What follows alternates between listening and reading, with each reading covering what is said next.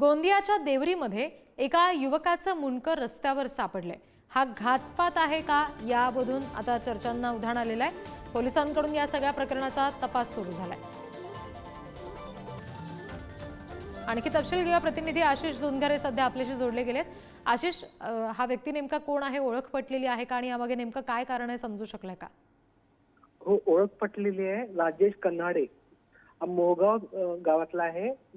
आलेवाडा असं गावाचे स्थान आहे आणि देवरी चिचगड मार्गावर हा अपघात झाला आहे। जवळपास 5 किलोमीटर अंतरावर सालई गाव आहे।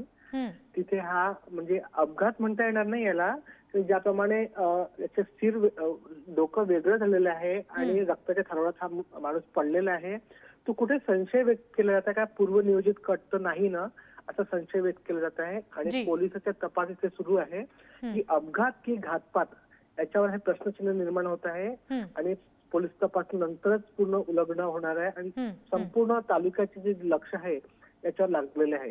जी, धन्यवाद आशिष दिलेल्या माहितीसाठी।